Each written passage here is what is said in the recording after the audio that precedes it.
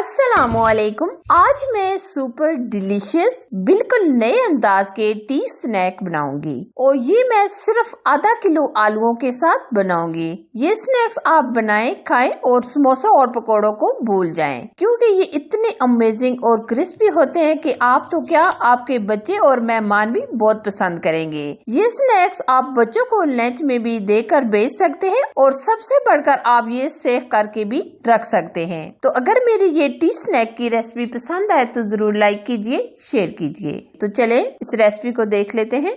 ये अमेजिंग लाजवाब T snacks बनाने के लिए आधा किलो हमने आलू लिए हैं, जो हमने छिलका उतारकर पानी में डाल दिए हैं ताकि इनका कलर खराब ना हो। तो सबसे पहले हम आलू को कद्दूकस करेंगे। ये आलू के स्नैक्स बहुत ही खास होने वाले हैं, क्योंकि आलू तो हर घर में मौजूद ही होते हैं। तो आज हम ये टी स्नैक्स सिर्फ 10 मिनट में बनाएंगे। ये देखिए, हमने आलू इस तरह कद्दूकस कर लिए हैं। अब हम इस तरह का एक मलमल का कपड़ा लेंगे और आलू के अंदर खासा पानी मौजूद होता है, तो हम ये पानी अच्छे तरीके से निचोड़ कर निकाल लेंगे। पोटैटो में आप पानी बहुत ही अच्छे तरीके से निचोड़ कर निकाल लीजिएगा। पानी हम पोटैटो में से क्यों निकाल रहे हैं? पानी हम इसलिए ड्रेन कर रहे हैं कि ताकि हमारे स्नैक्स बिल्कुल क्रिस्पी बने। दूसरा, ये स्नैक्स बनाते वक्त टूटेंगे नहीं, तो इसलिए हम ये पानी मुकम्मल ड्रेन करेंगे। यही तो होती है छोटी छोटी टिप्स, जिसकी वजह से रेसिपी परफेक्ट बनती है।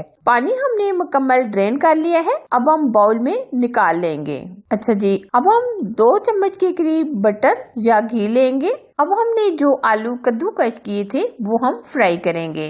आलू हम तकरीबन 3 से 4 मिनट तक फ्राई करेंगे। साथ साथ हम इस तरह मिक्स करते रहेंगे, क्योंकि आलू कढ़ाई के साथ चिपके ना। ये आलू के स्नैक्स आप बनाकर सेव भी कर सकते हैं। अक्सर हम सोचते हैं कि बच्चों के लिए कुछ हेल्दी बनाया जाए, तो आप बच्चों के लिए ये हेल्दी स्नैक्स बना सकते हैं, क्योंकि ये पोटैटो के साथ बनाया जाता है और इसलिए ये बहुत ही खास और हेल्दी होता है। इस अमेजिंग स्नैक्स की जो खास बात है कि ये अंदर से बहुत ही जूसी और बाहर से बहुत क्रिस्पी होते हैं। आलू हमने 5 मिनट तक फ्राई कर लिए हैं। काफी हद तक आलू हमारे सॉफ्ट हो गए हैं। अब हम डालेंगे 2 चम्मच चावल का आटा, जिसकी वजह से ये स्नैक्स बहुत ही क्रिस्पी बनेंगे। अगर आप नहीं डालना चाहते तो आप स्किप भी कर सकते हैं। चावल का आटा डालकर हम बहुत ही अच्छे तरीके से मिक्स करेंगे और अब हम इसमें डालेंगे बहुत सारा हरा धनिया और साथ ही हम इसमें 3 से 4 हरी मिर्चें भी ऐड कर देंगे और डालकर हम बहुत ही अच्छे तरीके से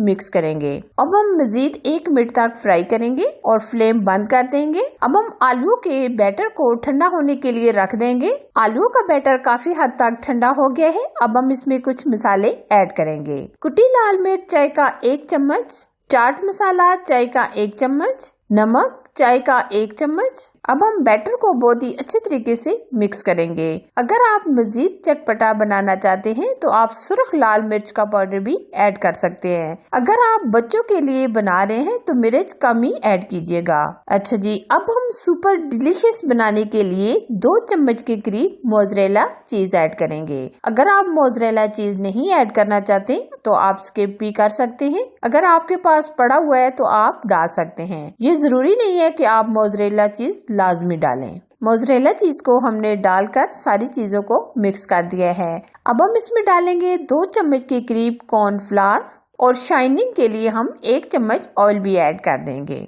अब हम मिक्स करेंगे। मिक्स करके हम अब स्नैक्स बनाएंगे। आप किसी भी शेप में बना सकते हैं। आप चौकोर शेप में, गोल शेप में, जिस तरह आपको पसंद हो आप उस शेप में बना सकते हैं, लेकिन हम नगेट्स की शेप के बनाएंगे। इसी तरह ये हम सारे स्नैक्स बनाकर तैयार कर लेंगे।